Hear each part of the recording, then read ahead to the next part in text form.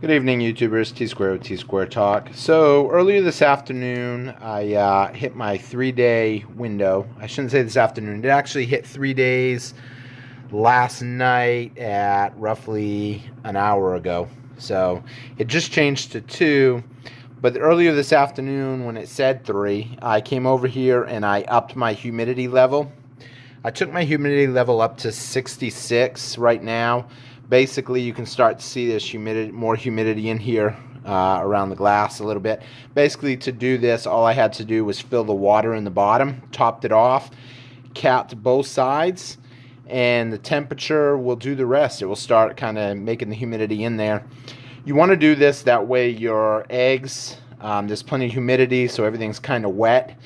Basically, it will make it a little easier for the eggs to hatch as they start to hatch when you get closer. Now, ironically, this is something I've talked about in other videos, that basically you want to make sure when you're 3 days out that you do up your humidity. Otherwise, it could make it harder for them to come out, possibly get them stuck in the eggs. I heard another YouTuber use the word shrink wrap them, and it pretty much is a great way of putting it. It will basically make the inside of the egg harder for them to break out if there's not a lot of humidity, if it's not damp. So you want to do that. That way it's easier for them to get out. It's really sad to see them start pecking at the egg, and then it dries up in there, and then they can't get out, and then they die.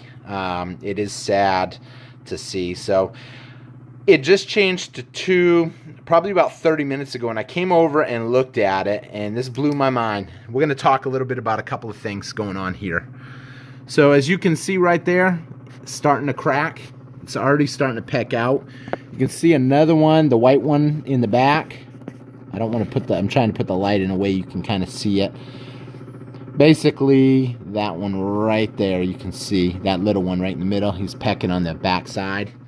Also over here, let's see where it is. Right there, you can see first signs of pecking. And then there was one more somewhere. Oh, right there. That big one right there. You can see that it's starting to peck too. So we got 4 already starting to peck. They're early. They're a couple days early. Now, this is one thing that we've talked about before. I believe the process doesn't necessarily start once the egg goes in. People say, no, it don't start until you start heating them up and get them set. I believe the process starts when the egg is laid. Assuming there's only a day or 2, the process starts. Reason being, here it is, 2 days early. Basically 47 hours is what that comes out to, and we've already got signs of 4 of them hatching. So with that being said, we should have some chickens, I'm thinking tomorrow morning, if everything goes well. Now, another thing that I'm going to mention is the lockdown process. I hear this all the time on videos that I've done. Even with as many as 38 out of 41, I still hear it. I only had 3 eggs go bad, and people still say you can't do that. The lockdown process, the most important aspect, in my opinion, of the lockdown process is raising the humidity levels. Some people will say take the turner out, raise your humidity levels, and just leave it shut for 3 days. I believe that to be true to a point. The motor inside will start to heat up. And if the video's a little blurry, it's only because there's a lot of condensation in here, so that's going to cause that. But the motor will heat up, and if the motor keeps spinning, 2 things can happen. Your chicks could hatch throughout the night and burn themselves on the motor. That motor is extremely hot. It's been running nonstop for 21 days. Also, they could get a leg caught in the turner, and they could end up breaking a leg. Now, the reason I don't exactly follow the rules to this is I want them to keep turning right up until the last possible minute. So now that I'm seeing 4 eggs start cracking, I plan on unplugging my rotator. That'll keep the eggs right where they're at. I'm not going to have to open this up at all. I'm going to leave this shut. The rotator will stay in there, It'll shut the motor off because it won't have power, and the motor will start to cool down itself. And essentially, I don't even have to open it. Now, some people say you can't do that. By putting an egg on the side, in my opinion, its side, you're taking it out of basically the position it's been in for a while. I'm not saying it don't work, by no means. So I don't want anybody to take that as it's not going to hatch or that's not true. There's a million ways to do this. There is no perfect science. We're not chickens. We just can do what we think works best. My opinion, I've had 38 out of 41. I believe this works, so this is what I do. I've tried it the other way, did not have as many hatch.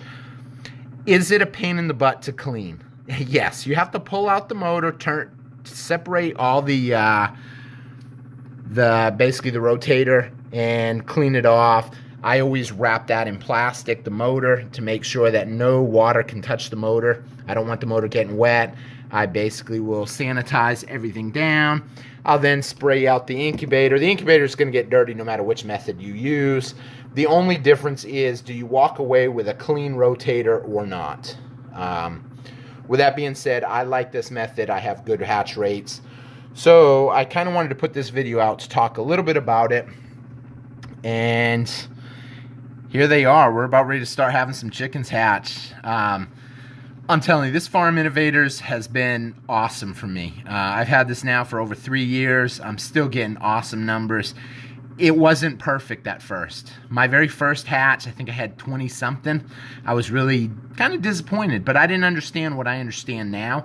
That's why I'm making a lot of videos up, basically to help people with this process. I've seen reviews on here that people were having trouble with it.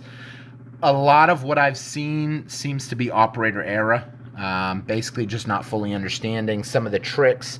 That's why I'm putting out a series of 20 mini videos that are all about 2 minutes long, with basically just tips on incubating and how to get a perfect hatch. So I will see you guys again as this process goes on. I have a couple incubators running. I have this one right here, as you can see. I have this one over here, another one going. These are only a couple days old. These are 6 days old. And I'm fixing to start another one over here that it was broke and damaged, and someone didn't really know how to get it fixed, and I basically got it to where it can hold the temperature. And I'm going to start putting some eggs in here too. So with that being said, we will be back, and I'll keep you guys posted on what we see in here. I hope you guys enjoyed the video, and make sure you check out all the tips once we get them all up on how to have a perfect hatch rate. Take care, guys. Thanks for watching. Oh, one more thing. Please, if you can, hit that like and that subscribe button. We are trying to grow the channel. And leave me a comment, most importantly, because I love hearing what you guys got to say. Even if you disagree with something that I've said in this video, we're all here to help each other and learn. So please, let me know what you guys think. And I hope to see you guys again on T-Square Talk. Take care, guys. Bye-bye. Have a good night.